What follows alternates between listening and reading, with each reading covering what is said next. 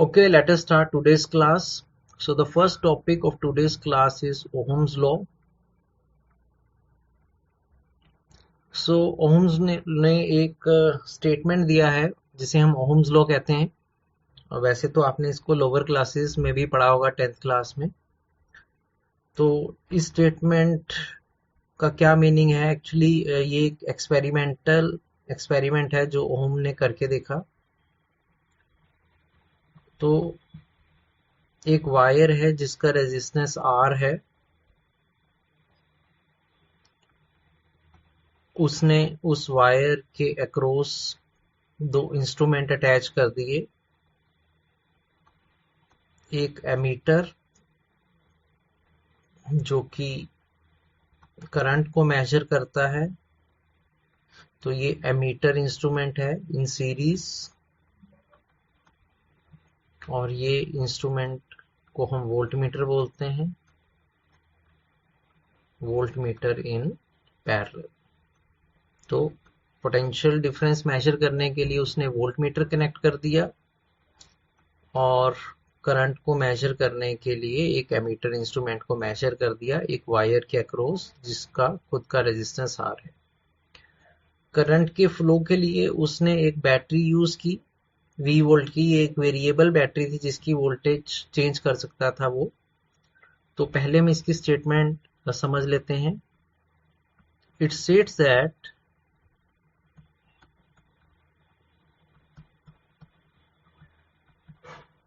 at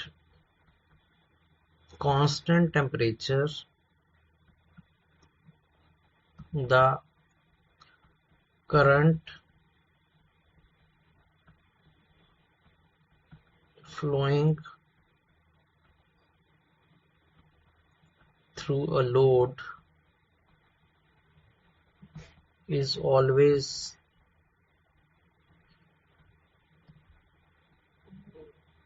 directly proportional to the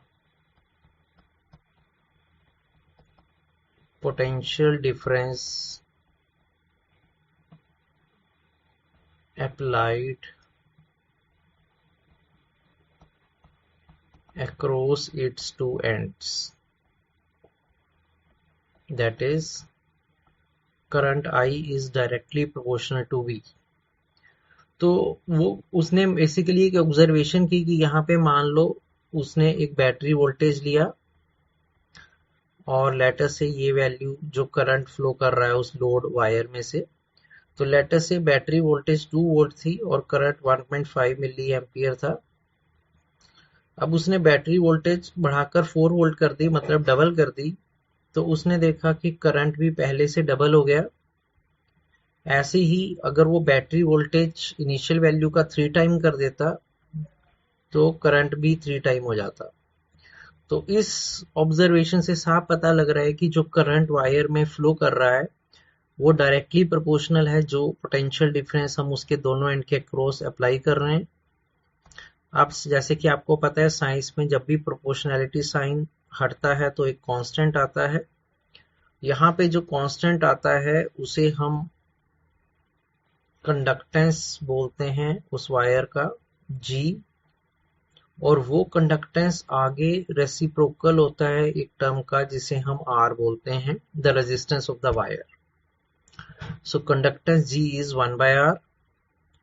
तो अगर मैं यहाँ से कैपिटल R को क्रॉस मल्टीप्लाई कर दूं तो ये हमारा एक मैथमेटिकल फॉर्म बन गया ओम्स लॉ की, कि V is equal to I into R। तो ये स्टेटमेंट है ओम्स लॉ की, that V is equal to I into R. So this is called the mathematical form of Ohm's law। तो सबसे पहले आपको ये पता होना चाहिए Ohm's law क्या है। जैसे मैंने बोला R यहाँ पर रिप्रेजेंट कर रहा है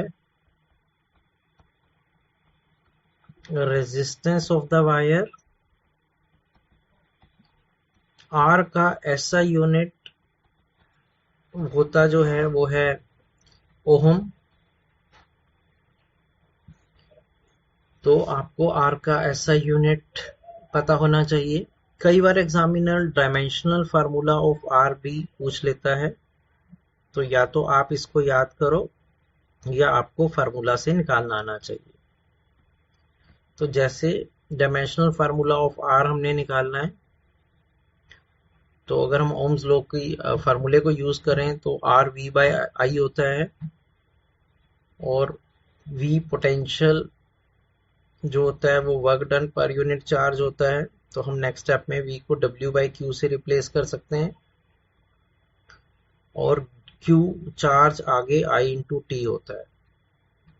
तो इस तरह से because I is equal to Q by T, तो हम चार्ज को आई इंटू टी का प्रोडक्ट लिख सकते हैं। अब जैसे कि आपने +1 में पढ़ा होगा कि वर्क डन का डायमेंशनल फार्मूला होता है ml2 t-2। नीचे ये आई इस आई से इंटू होके आई स्क्वायर हो जाएगा। करंट का डायमेंशनल फार्मूला एम्पियर लिखते हैं, तो एम्पियर स्क्वायर, और टाइम का टी। अब मैं इस यहाँ से डायमेंशनल फार्मूला इसका हो जाएगा m1l2 t-3 एम्पियर -2। तो ये आपको याद रखना है कि जो डायमेंशनल फार्मूला ऑफ आर है वो m1l2 t-3 एम्पियर -2 होता है, जो कि मैंने इसके फार्मूले से ही निकाल लिया। जो G है वो रिप्रेजेंट कर रहा है कंडक्टेंस ऑफ द वायर, और अभी ऊपर बताया है कि वो रेसिप्रोकल ऑफ रेजिस्टेंस होता है। इसका जो SI यूनिट है वो या तो आप ओहम इनवर्स लिख सकते हो, या ओहम्स के लेटर को ऐसे उल्टा करके लिख सकते हो, तो ये मोह कहलाता है, MHO मोह। तो ये ओहम्स लॉ है। अब हम graphical representation of Ohm's law करेंगे, और वहां से भी कुछ हमें इंफॉर्मेशन मिलेगी।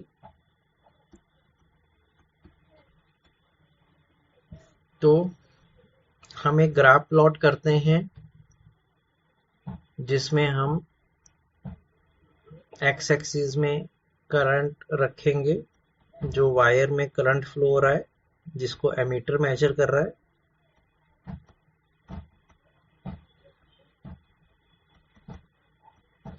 और वाई एक्सिस में पोटेंशियल डिफरेंस हम मेजर कर रहे हैं, जिसको वोल्ट मीटर से मेजर करेंगे, जो पैरेलल में लगा हुआ था। अब क्योंकि आई और वी डायरेक्टली प्रोपोर्शनल है, तो ये ग्राफ एक स्ट्रेट लाइन बनेगा। तो आपको याद रखना है कि जो भी डिवाइसेस ओम्स लॉ को फुल्ली ओबेड करते हैं, उनका आई वी ग्राफ एक स्ट्रेट लाइन होता है, इंक्लाइंड स्ट्रेट लाइन।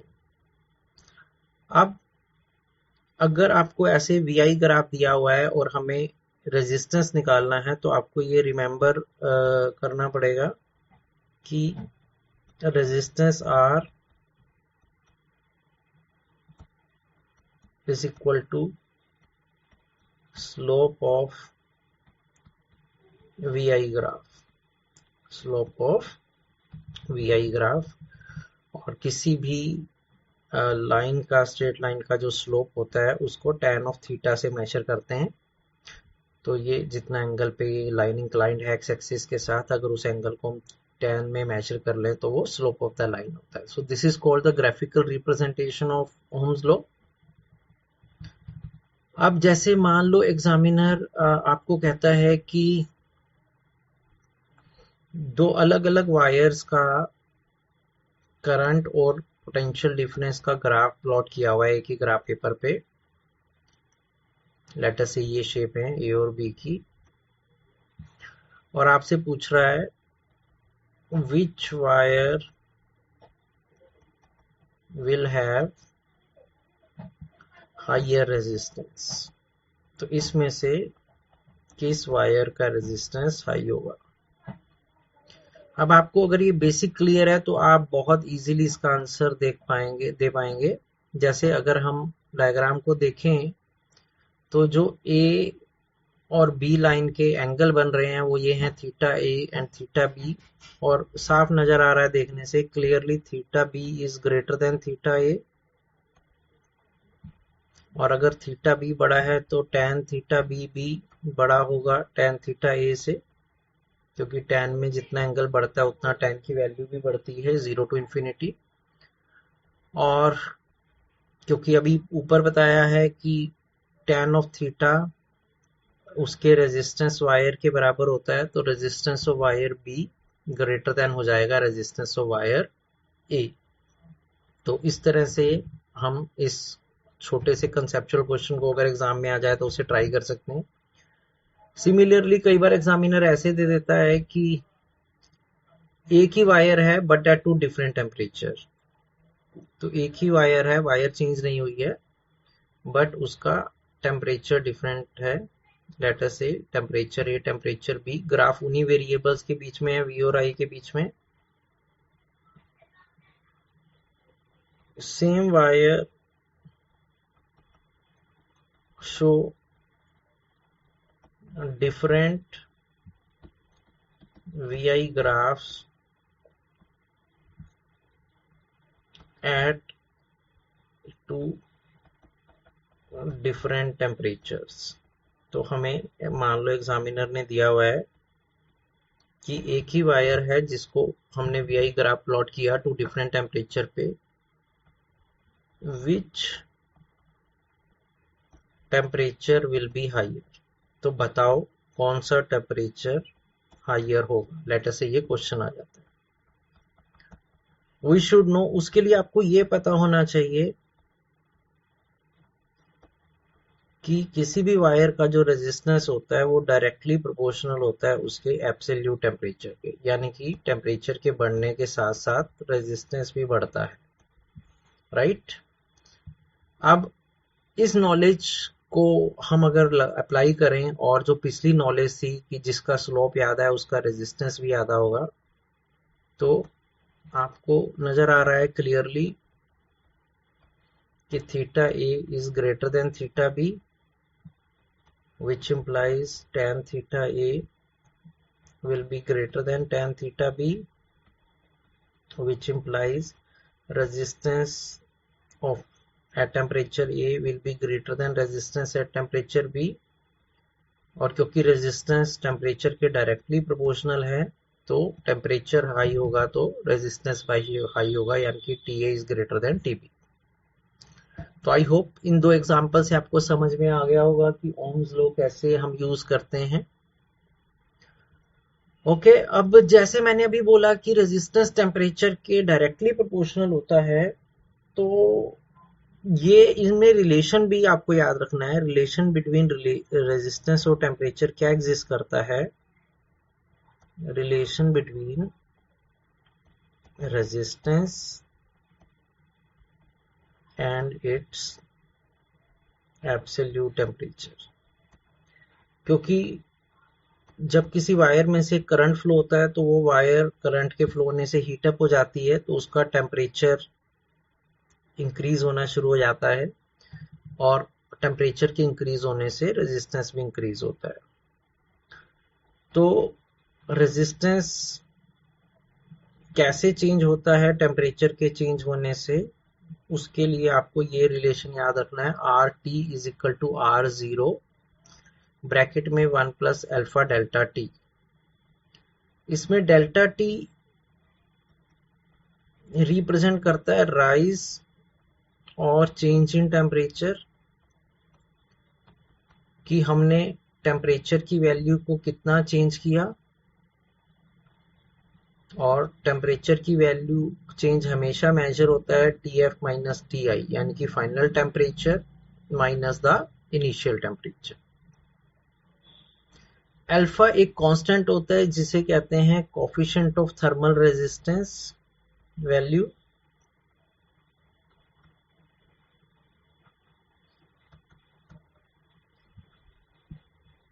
इसकी वैल्यू हर मटेरियल के लिए अलग अलग होती है, तो जिसका अल्फा मोर होगा जिस मटेरियल का, वो उसका रेजिस्टेंस में चेंज ज्यादा होगा, टेम्परेचर के चेंज होने से, और जिसका अल्फा लेस होगा उसका टेम्परेचर के चेंज होने से रेजिस्टेंस की वैल्यू में चेंज कम होगा।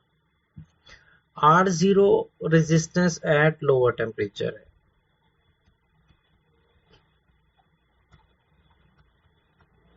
तो इस फार्मूले को आपको याद रखना है, इस पे काफी न्यूमेरिकल आएंगे। और ऐसे ही RT रिप्रेजेंट कर रहा है रेजिस्टेंस एट हायर टेम्परेचर।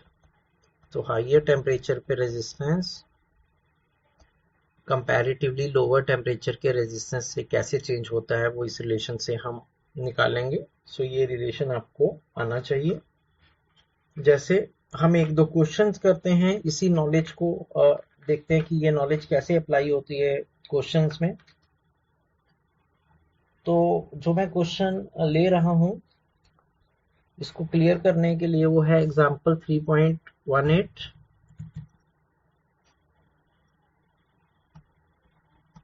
तो एग्जाम्पल 3.18 में क्या कह रहा है उसकी स्टेटमेंट को हम पढ़ते हैं। The resistance of a thin silver wire is 1 ohm at 20 degree C. तो एक सिल्वर की वायर है जिसकी रेजिस्टेंस वैल्यू 1 ओम गिवन है 20 डिग्री सी टेम्परेचर पर। The wire is placed in a liquid bath and its temperature value resistance value rises to 1.2 ohm. तो इसको एक हॉट बाथ में रख दिया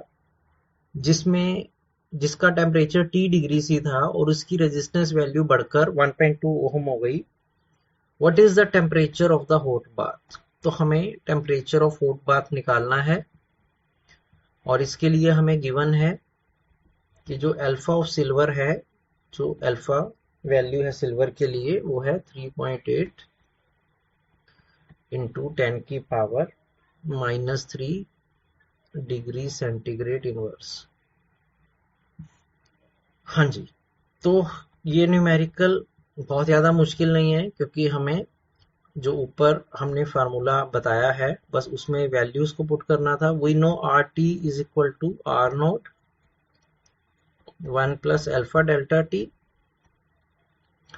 अब क्योंकि मेरे को फाइनल टेम्परेचर बताना है उस लिक्विड बाथ का तो वो डेल्टा टी से निकलेगा। तो सबसे पहले मैं यहाँ पे डेल्टा टी को बाकी वेरिएबल से अलग कर लेता हूँ।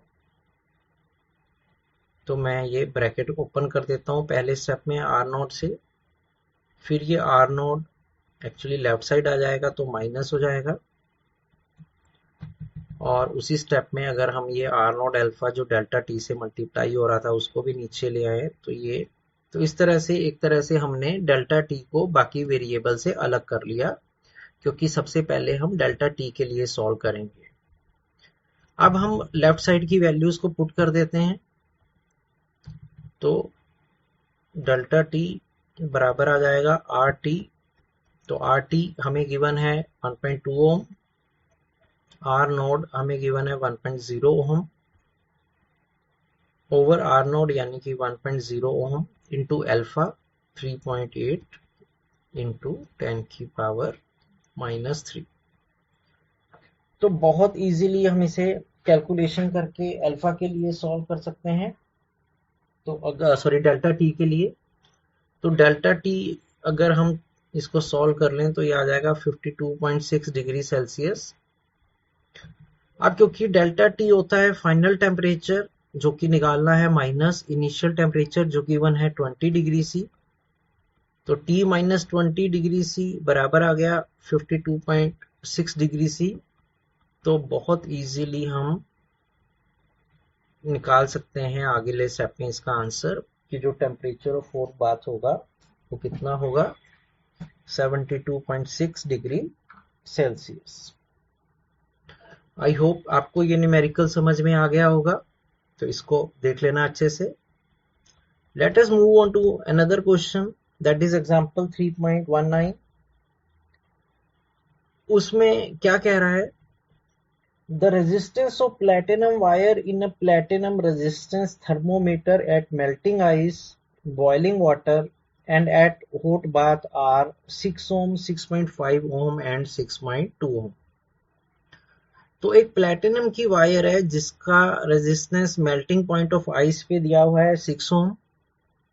अब देखो उसने डायरेक्टली 0 डिग्री सी नहीं दिया, लेकिन क्योंकि लिख दिया कि ये मेल्टिंग पॉइंट ऑफ आइस है, तो हम सबको पता है कि melting point of ice 0 degree C होता है, तो इनडायरेक्टली हमें टेम्परेचर पता लग गया कि ये रेजिस्टेंस 0 डिग्री सी पे है। ऐसे ही बॉइलिंग पॉइंट ऑफ वाटर आपको पता है 100 डिग्री सी होता है, वहां पे भी टेम्परेचर रेजिस्टेंस हमें वायर का गिवन है 6.5 ओम। और उसी प्लेटिनम वायर का रेजिस्टेंस जब एक हॉट पाथ में रखते हैं तो वो 6.2 ओम शो करता है। तो आपको यही temperature of hot bath find करना है कि जब उसको हमने हॉट बाथ में रखा था तो टेम्परेचर कितना है। बिल्कुल ऐसा मिलता जुलता क्वेश्चन एनसीईआरटी में भी है, तो इसको देखते हैं कैसे करेंगे। हाँ जी, इसको करेंगे तो वैसे ही कि जैसे हमने पिछले रिलेशन से किया था। वी नो कि रेजिस्टेंस हाई टेम्परेचर पे बराबर होता है R not 1 plus alpha delta T. लेकिन थोड़ा सा हम यहाँ चेंज करेंगे क्या कि हम इस रिलेशन से अल्फा का फार्मूला बना लेंगे। अब अगर मैं अल्फा को के लिए बाकी वेरिएबल से अलग करना चाहता हूँ, तो हम अल्फा को लिख सकते हैं कि alpha is equal to R T minus R zero over R zero delta T. तो ये भी अपने आप में कई बार फार्मूला यूज हो जाता है। अब हम इस न्यूमेरिकल को इस रिलेशन से कैसे करेंगे, अब क्योंकि हम अल्फा तो वायर प्लेटिनम वायर का सेम ही रहेगा क्योंकि वो मटेरियल पे डिपेंड करता है और हर बार मटेरियल वायर ही यूज कर रहे हैं, तो हम इस रिलेशन को सबसे पहले 0 और 100 डिग्री सी के लिए यूज करते हैं। तो हमारा टेम्परेचर है 100 डिग्री सी फाइनल और इनिशियल है 0 degree C over R at 0 degree C और डेल्टा टी हो जाएगा 100 माइनस 0। तो ये मैंने अल्फा की वैल्यू को फाइंड किया फॉर 0 टू 100 डिग्री सी। अब हम दोबारा से अल्फा के लिए करेंगे T डिग्री सी और 0 डिग्री सी के लिए, तो हम इन दो टेम्परेचर को रेंज लेकर अल्फा निकालेंगे, राइट। क्योंकि हम चाहे अल्फा पहले 0 से 100 के बीच में लेके निकालें या T से 0 डिग्री सी निकालें, वो सेम ही रहेगा क्योंकि अल्फा सेम होता है। अब मैं इस फार्मूले में वैल्यू पुट कर दूंगा। जैसे अल्फा फॉर 100 डिग्री सी दिया हुआ था 6.5 ohm, alpha at 0 degree C दिया हुआ था 6 ohm over R 0 degree C 6 ohm into 100, right side में 6.2 माइनस 6.0 ओवर 6 इंटू टी।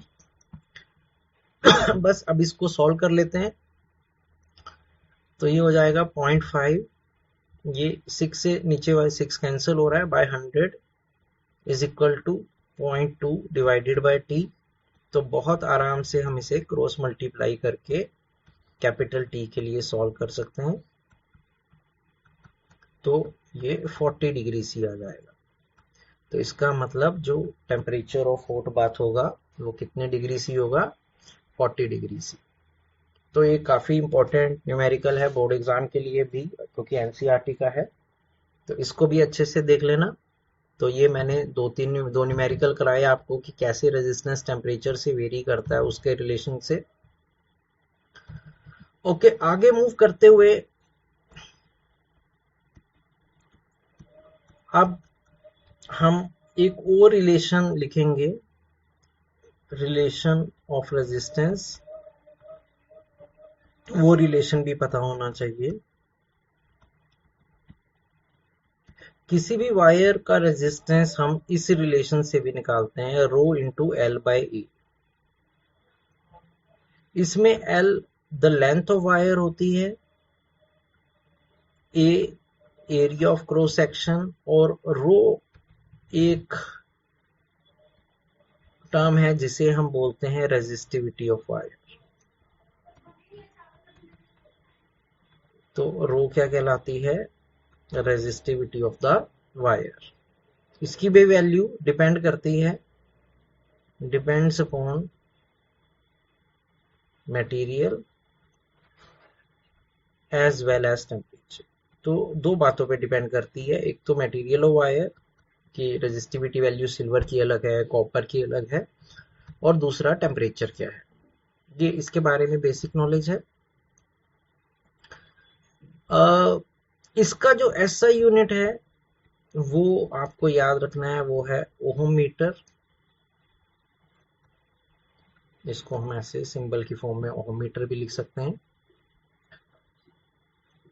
और इसका जो रिलेशन है टेम्परेचर के साथ वो लगभग वही है जो रेजिस्टेंस का था। अगर हम रेजिस्टेंस की जगह रेजिस्टिविटी लेटर रिप्लेस कर दें तो रेजिस्टिविटी का टेम्परेचर के साथ रिलेशन भी बिल्कुल वैसा ही आएगा कि resistivity at higher temperature is equal to R 0 degree C 1 plus alpha delta T.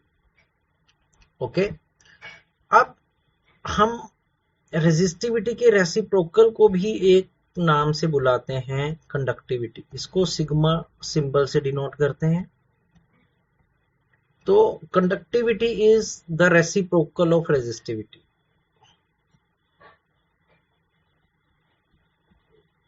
तो जिस मटेरियल की रेजिस्टिविटी हाई होगी उसकी कंडक्टिविटी कम हो जाएगी। कंडक्टिविटी मतलब कितना इजीली वो अपने में से करंट को फ्लो कर देता है, वो कम हो जाएगी।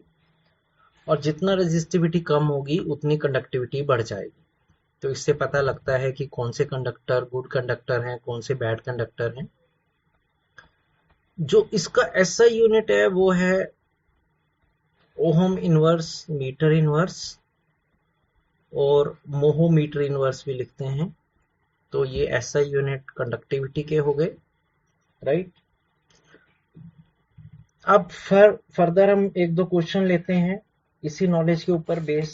तो पहला जो क्वेश्चन मैं ले रहा हूं वो है एग्जाम्पल 3.11।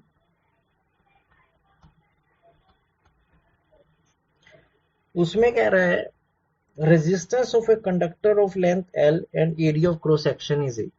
एक वायर है जिसकी लेंथ L है,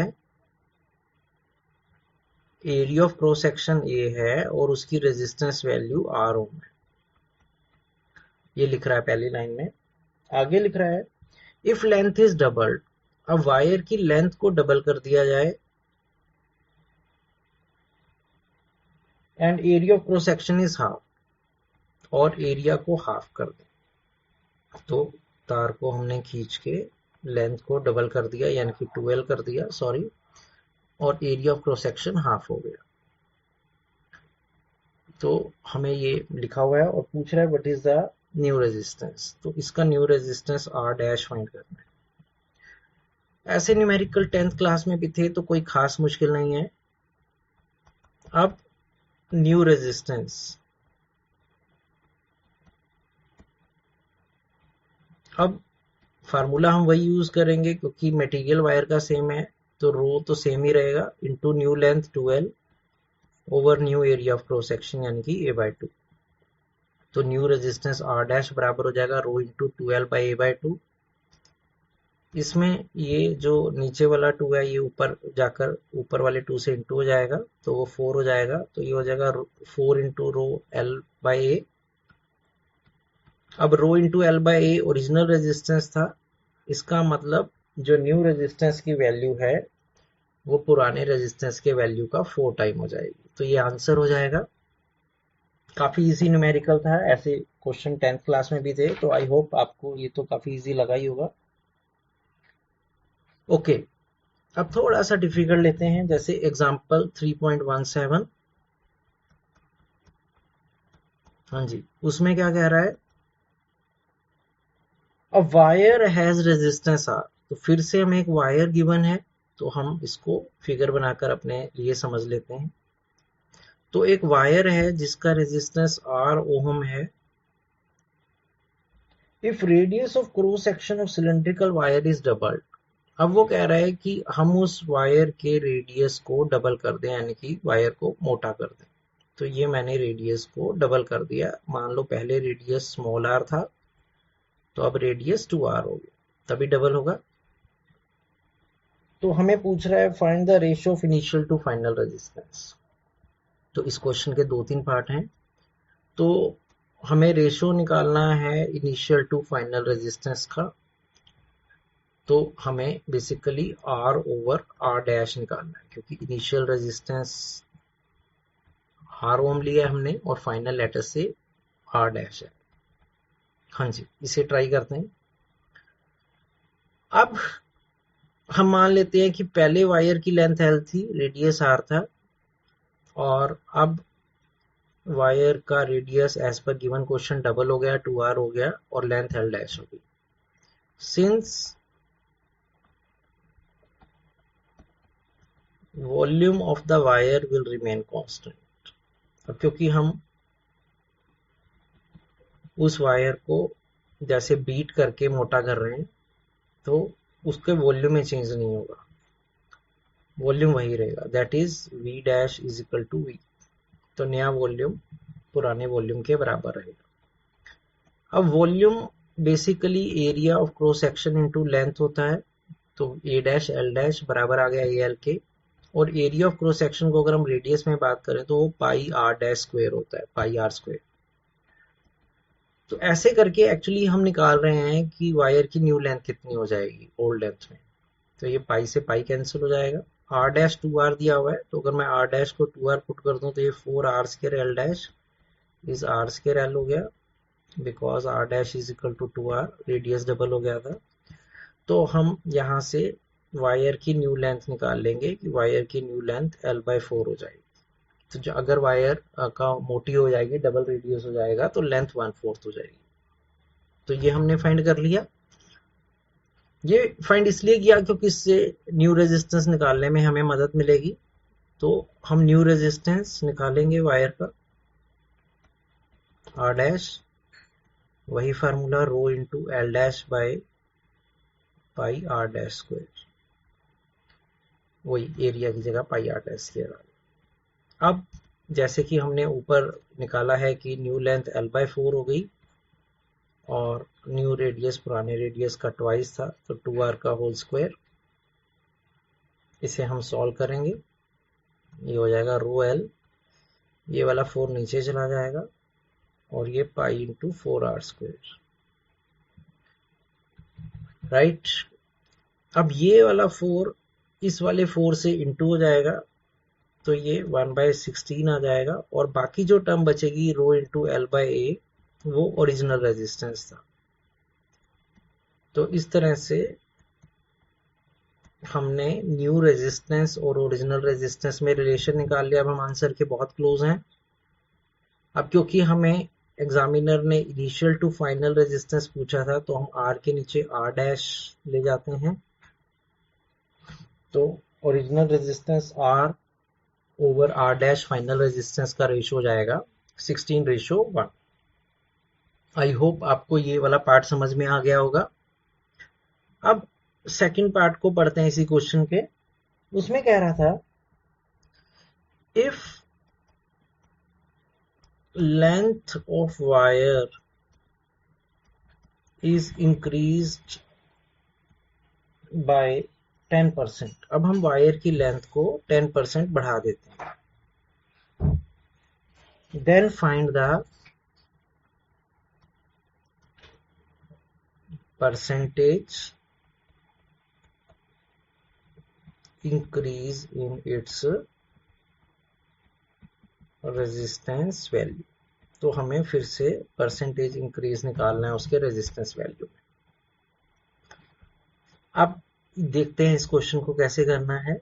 अब लेंथ को हम 10% इंक्रीज कर रहे हैं। अब देखो, जब भी हम किसी वैल्यू को कुछ भी परसेंटेज इंक्रीज करते हैं, 10%, 20%, तो जितना भी परसेंट इंक्रीज कर रहे हैं उसको 100 में ऐड कर दो। तो क्योंकि 10% इंक्रीज कर रहे हैं, तो मैंने ऊपर लिख लिया 100 + 10 divide by 100 into original length. अगर 20% इंक्रीज करते तो इसको लिखा जाता 100 + 20 अपॉन 100 इंटू एल। 15% इंक्रीज करते तो इसे लिखा जाता 100 + 15 over 100 into L. I hope आपको समझ में आ गया होगा। तो यहाँ से हम क्या करेंगे, न्यू लेंथ और ओरिजिनल लेंथ में एक रिलेशन निकाल लेंगे कि न्यू लेंथ ओरिजिनल लेंथ का 11/10 हो गई, राइट। अब क्योंकि लेंथ 11/12 हो गई, और जैसे मैंने अभी फर्स्ट पार्ट में समझाया कि वॉल्यूम ऑफ वायर तो वही रहेगा, तो A dash L dash is equal to A L. तो हम न्यू एरिया भी निकाल लेंगे कि वायर का न्यू एरिया ओरिजिनल एरिया के टर्म में क्या हो जाएगा। तो ये स्मॉल एल से स्मॉल एम हो जाएगा, तो न्यू एरिया 10/11 हो जाएगा ओरिजिनल एरिया की। अब हम इन वैल्यू से उसका न्यू रेजिस्टेंस वैल्यू निकाल लेंगे कि उस वायर का न्यू रेजिस्टेंस कितना हो गया। वही फार्मूला यूज करके R dash is equal to rho into L dash by A dash. अब एल डैश हमने निकाला है 11/10 ऑफ एल, और ए डैश हमने 10/11 ऑफ ए फाइंड किया है, राइट। तो हम इसको सॉल्व करते हैं, ये हो जाएगा 11/10, और ये जो नीचे 10/11 है ये ऐसे पलट जाएगा, तो ये 11/10 रो एल बाई ए रह जाएगा। हर स्टेप को ध्यान से देख लेना। अब इसको थोड़ा सोल्व करते हैं। 11 का स्क्वायर 121 होता है बाय 100, और rho into L by A R हो जाता है। तो ये हो गया कि न्यू रेजिस्टेंस पुराने रेजिस्टेंस का 121/100 हो गया। अब परसेंटेज इंक्रीज देखने के लिए हम क्या करते हैं, 121 को हम 100 + 21 ब्रेक करके लिख सकते हैं। तो क्योंकि 100 में 21 ऐड हो रहा है, तो 21% जितना भी 100 प्लस करके आंसर आ रहा है उतने परसेंट इंक्रीज होगा। तो therefore 21% increase in resistance value,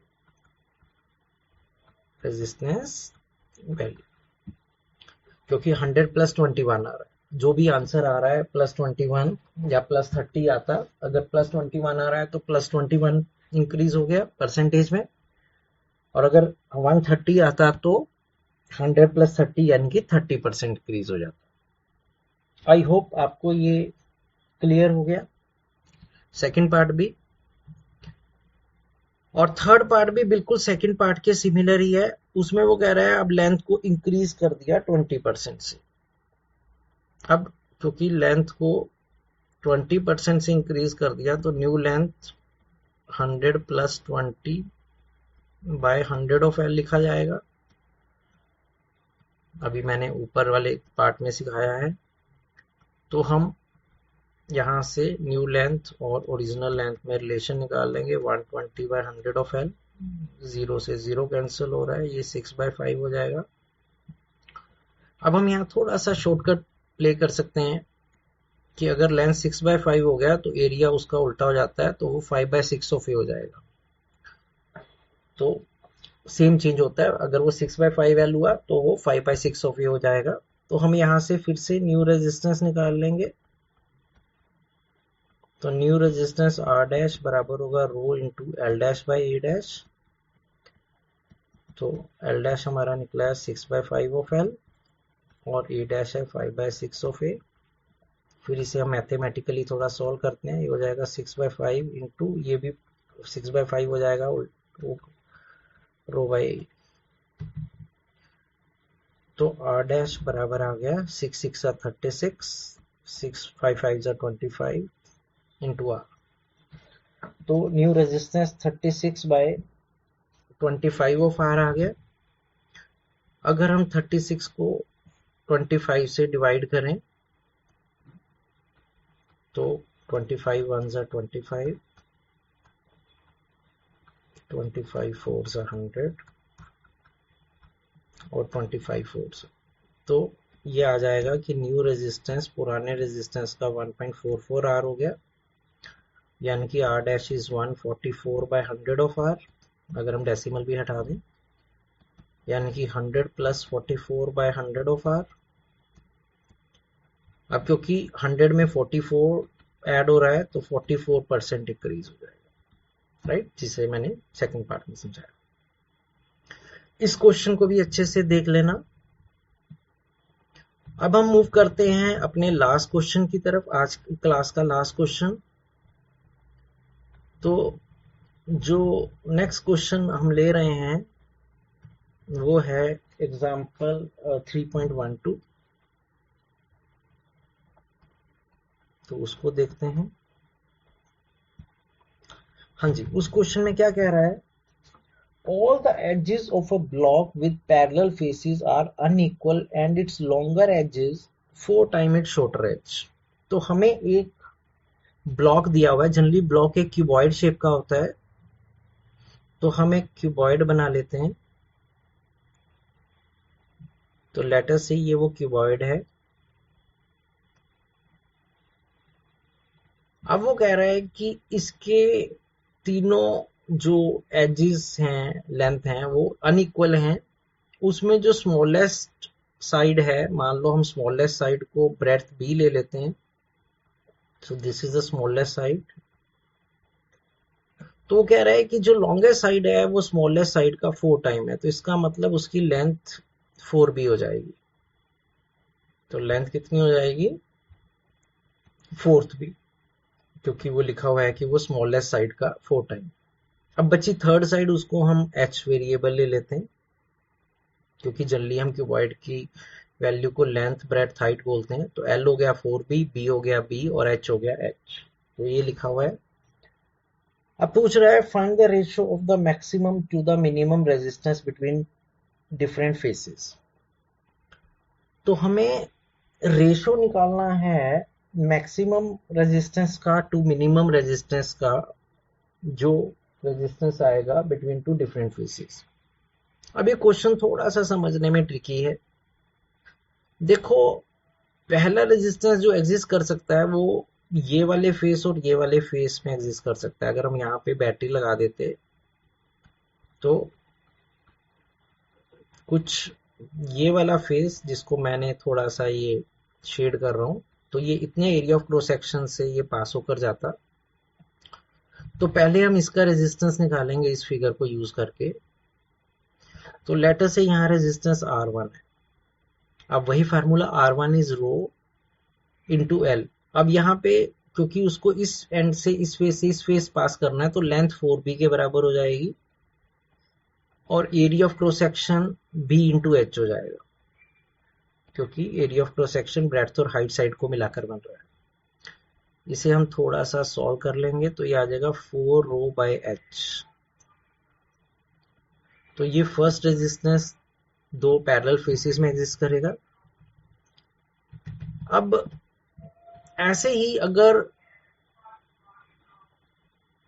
उस क्यूब के हम ऊपर वाले और नीचे वाले फेस को जोड़ते किसी एक्सटर्नल सोर्स से, तो हमारा रेजिस्टेंस ये वाले एरिया ऑफ क्रॉस सेक्शन के बीच में एग्जिस्ट करता। तो हम उसका सेकंड रेजिस्टेंस भी निकाल लेंगे सेम फार्मूले से, रो। लेकिन अब जो लेंथ है वो हाइट h हो जाएगी, तो रो इंटू हाइट h, और एरिया ऑफ क्रॉस सेक्शन हो जाएगा ये 4b into B, 4b into B, यानी कि रो h बाय 4b स्क्वायर। ये थोड़ा सा ट्रिकी क्वेश्चन था, इसलिए ध्यान से इसको समझना है घर में। और जो तीसरा रेजिस्टेंस एग्जिस्ट करेगा वो तब एग्जिस्ट करेगा अगर हम जो फ्रंट वाला क्यूब का फेस है, यानी कि ये वाला, और जो बैक वाला है ये वाला, उनके बीच में बैटरी दिखाते हैं, यानी कि कुछ ऐसे। तो थर्ड रेजिस्टेंस होता है रो, उसमें लेंथ हो जाती ये b, और एरिया ऑफ क्रॉस सेक्शन हो जाता है ये, जिसको मैंने शेड कर दिया है, that is 4b into H. तो रो ओवर 4h। तो ये 6 फेसिस को से 3 अलग अलग रेजिस्टेंस हो जाते, R1, R2 एंड R3। अब हमें थोड़ा सोच रहा था कि इसमें मिनिमम वैल्यू किसकी होगी और मैक्सिमम वैल्यू किसकी होगी, क्योंकि हमें वैल्यू नहीं गिवन। तो अगर हम कुछ भी वैल्यू ले लें, जैसे हम ब्रेड्थ को लेटर से 2 मीटर ले लेते हैं, तो लेंथ 4 हो जाएगी, 4 टू ज़ा 8 हो जाएगी, और बी को छोटा साइज रखना है, हाइट को 3 ले लेते हैं। तो हम जरा देखते हैं कि जरा इन वैल्यू से क्या आंसर आएगा। जैसे ये 4 रो ओवर एच हाइट 3, 4/3 रो जाती है। आप कुछ भी वैल्यू ले सकते हो, क्योंकि हमें सिर्फ पता लगाना है कि मिनिमम और मैक्सिमम वैल्यू क्या होगी। तो ये 1.33 रो जाती है। ऐसे इसमें अगर हम वैल्यू यूज करते हैं रो हाइट 3/4 इंटू 2 का स्क्वायर, तो ये आ जाता 3 डिवाइडेड बाय 2 का स्क्वायर 4, 3/16 ऑफ रो। तो ये लगभग हो जाता है पॉइंट 16 1 जा 16, 40, 140, 16 5 जा 80, 16 6 जा 96, 16 7 जा 16, 8 जा, तो अगर हम 3 को 16 से डिवाइड करते तो ये आ जाता, तो ये जैसे मैंने बोला 16 8 जा 128 होता है, तो 0.18 ऑफ रो आ जाता। और ऐसे ही अगर हम तीसरे के लिए सॉल्व करते तो ये आ जाता रो ओवर 4 इंटू 3, यानी कि 1/12 ऑफ रो। तो 1/12 होता है 0.08 रो। अब ये देखकर हमें पता लग जाएगा कि ये मिनिमम वैल्यू है, इस केस में मिनिमम वैल्यू आ रही है थर्ड केस में, और ये मैक्सिमम वैल्यू, राइट। तो ये वैल्यू लेना सिर्फ मैंने अपनी तरफ से वैल्यूज ले ली ताकि मैं मिनिमम और मैक्सिमम को फाइंड कर सकूं। अब हमें क्योंकि मिनिमम और मैक्सिमम का रेशो फाइंड करने को बोला था, तो मैं R max over R minimum का रेशो निकालता हूं। अब आर मैक्स का जो फार्मूला हमारे पास बना था, हमने वैल्यू नहीं पुट करनी है क्योंकि वो सिर्फ मुझे चेक करने के लिए देखा है। तो उसका जो फार्मूला था वो था 4 रो बाय 3, और आर मिनिमम है रो बाय 4h। तो अब हम इसको सॉल्व कर लेंगे। तो ये आ जाएगा R max by R minimum is equal to 4 rho by 3 into, ये उल्टा हो जाएगा 4h बाय रो, रो से रो कट जाएगा। आई थिंक h से h भी कटना चाहिए था, देखते हैं हमने कहाँ पे थोड़ा गलती कर दिया।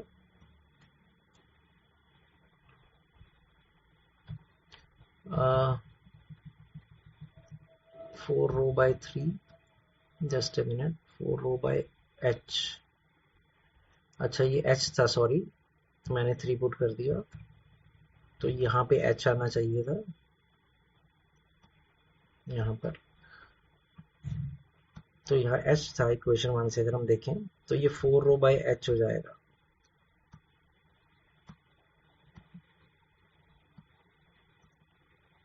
तो ये h से h भी कैंसिल हो जाएगा, तो ये हमारा अल्टीमेट आंसर आ जाएगा 16:1। तो इस क्वेश्चन को भी देख लेना। That's it for today's class.